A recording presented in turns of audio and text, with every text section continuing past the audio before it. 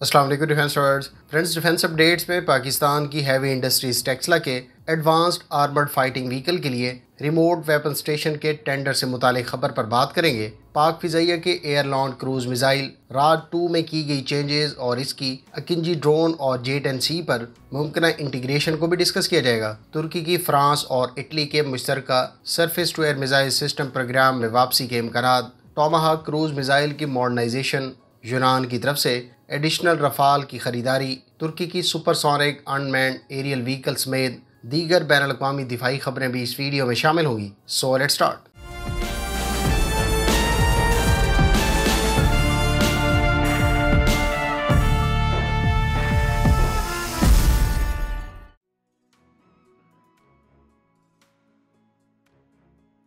पाकिस्तान की heavy industries Taxila ने 10 मार्च को एक टेंडर जारी किया है, जिसके तहत एडवांस्ड आर्मर्ड फाइटिंग व्हीकल के लिए रिमोट वेपन स्टेशन डेवलप किया जाएगा। इस टेंडर में कहा गया है कि हैवी इंडस्ट्रीज टेक्सला की advance research development and information centre armoured fighting vehicle के लिए remote control weapon station develop करना चाहती है। वाज़ेह रहे कि हैवी इंडस्ट्रीज टेक्सला मुमकिना तौर पर यह रिमोट कंट्रोल वेपन स्टेशन अपनी वाइपर इन्फेंट्री फाइटिंग व्हीकल या किसी और अंडर डेवलपमेंट IFV के लिए हासिल कर रही है। इस टेंडर में वेंडर से weapon jacket, weapon station, weapon sighting और कंट्रोल सिस्टम से मुतालिक डिटेल्स, इंटीग्रेशन और फंक्शनैलिटी ऑफ असेंबली का कहा गया है। फ्रेंड्स, अगर आप वाइपर इन्फेंट्री फाइटिंग व्हीकल के बारे में तफसीलात जानना चाहते हैं तो डिटेल वीडियो का लिंक डिस्क्रिप्शन और एंड स्क्रीन पर मिल जाएगा।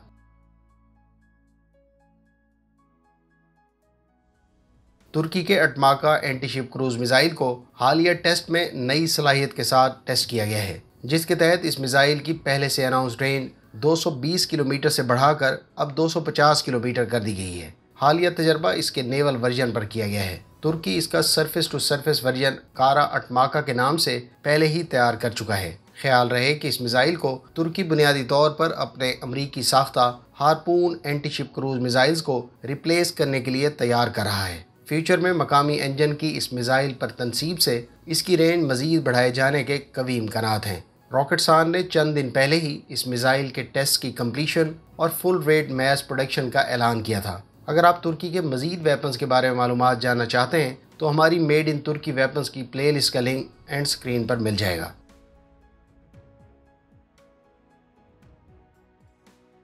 फ्रेंड्स, इतलात के मुताबिक एक रूसी जनरल यूक्रेन में हलाक हो गए हैं। गुज़श्ता माह 24 फरवरी को यूक्रेन में रूस का फौजी ऑपरेशन शुरू होने के 4 रोज़ बाद एक रूसी जनरल ने अपने फौजियों से खिताब करते हुए कहा था कि यूक्रेन को गैर मुसल्लह करने के लिए ये ऑपरेशन चंद घंटों में कामयाब हो जाएगा। रूसी फौज का ये 48 साल जनरल गुज़श्ता बुध के रोज़ मारा गया है। एक माह के अंदर रूसी फौज का ये 7वां जनरल है जो जंग में अपनी जान से हाथ धो बैठा है। बरतानवी अखबार दी टाइम्स के मुताबिक जनरल याकोव यूक्रेन के शहर खिरसन के नज़दीक वाक़े हवाई अड्डे पर यूक्रेन की फ़ौज के हमले में हलाक हुआ है। रूसी फ़ौज ने इस शहर पर 3 मार्च को कब्जा कर लिया था। इस हलाकत की रूस की जानिब से अभी तस्दीक होना बाकी है।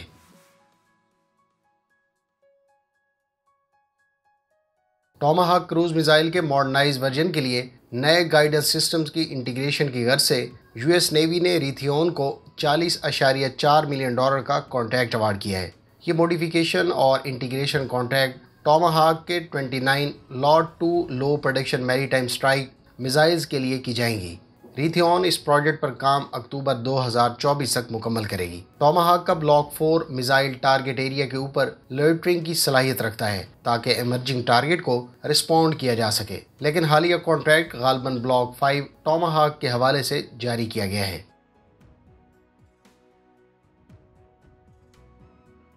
जर्मनी, इटली, स्पेन और फ्रांस के लिए मुश्तरका तौर पर तैयार किए जाने वाले यूरो ड्रोन के लिए अमरीकी कंपनी के इंजन का इंतखाब कर लिया गया है। इटालियन बेस्ड एवियो एरो अमरीकी कंपनी ने यूरो ड्रोन के लिए इंजन का कंपटीशन फ्रेंच कंपनी सैफ्रॉन को बीट करके विन किया है। ट्विन इंजन यूरो ड्रोन के प्रोटोटाइप के लिए फर्स्ट फ्लाइट 2027 में प्लान्ड है।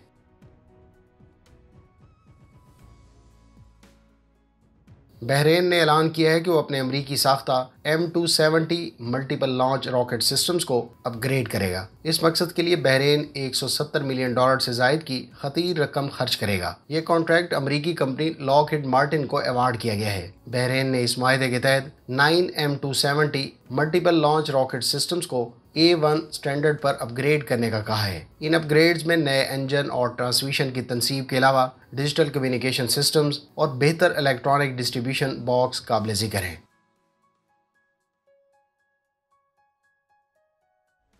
यूनान के बारे में इतलात हैं कि उसने फ्रांस से मजीद 6 रफाल फाइटर जेट्स और 3 बेलहारा फ्रिगेट्स खरीदने के लिए डील साइन कर दी है। हालिया डील की वजह तुर्की के साथ मशरकी मेडिटेरेनियन सी में जारी कशीदगी को करार दिया गया है। ये रफाल तैयारे यूनान को 2024 में डिलीवर होना शुरू होंगे। इन डिलीवरीज के साथ यूनान की रफाल तैयारों की तादाद 24 हो जाएगी।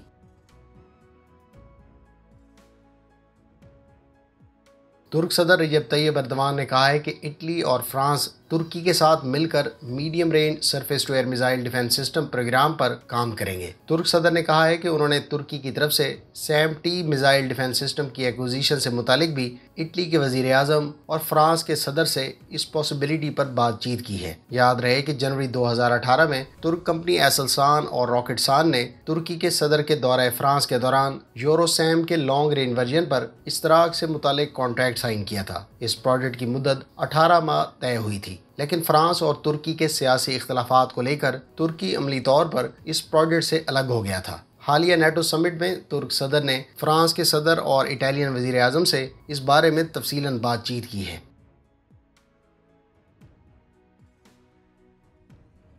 पाकिस्तान एयरफोर्स की जानिब से पाकिस्तान डे परेड में दिखाए गए राद 2 क्रूज मिसाइल में कुछ चेंजेस देखने को मिली हैं। हालिया परेड में दिखाया गया राद 2 एयर लॉन्च क्रूज मिसाइल राद के बेस वर्जन के ट्विन टेल डिज़ाइन की बजाय एक्स विंग्स के साथ रीडिज़ाइन किया गया है। माहिरीन के मुताबिक हालिया चेंजेस एक तो JF-17 थंडर के लिए की गई हैं, क्योंकि राद 1 गालबन थंडर की लो ग्राउंड क्लियरेंस और लैंडिंग गियर को लेकर आइडियल नहीं था, जबकि ज़्यादा टेक ऑफ वेट और बेहतर ग्राउंड क्लियरेंस की बदौलत मुमकिन तौर पर राद 2 को J-10C तैयारों के साथ भी इंटीग्रेट किया जाएगा। यूं पाक फिजाइया मिराज तैयारों के साथ साथ अब थंडर ब्लॉक 3 और J-10C से भी इस जोहरी वारहेड ले जाने वाले स्ट्रेटेजिक वेपन को कैरी और लॉन्च कर सकेगी। एक और ख़ास बात जो हालिया रीडिज़ाइन में मुझे देखने को मिली है वो इस क्रूज़ मिसाइल की तुर्की के सोम क्रूज़ मिसाइल से डिज़ाइन के एतबार से मुमासलत है, जबकि ये तो आप जानते ही हैं कि अकिंजी ड्रोन पर सोम क्रूज़ मिसाइल कैरी किया जा सकता है और पाक फिजाइया ये ड्रोन तुर्की से खरीद रही है। इसलिए हमारी अकिंजी ड्रोन पर राद क्रूज़ मिसाइल की इंटीग्रेशन की थ्योरी किसी हद तक ठीक साबित होती दिखाई दे रही है। आपकी इस डेवलपमेंट पर क्या ओपिनियन है, कमेंट करके ज़रूर बताएं। पाक नेवी के हरबा क्रूज़ मिसाइल से मुतालिक नई डेवलपमेंट्स की डिटेल्स भी बहुत जल्द आपके साथ शेयर की जाएंगी।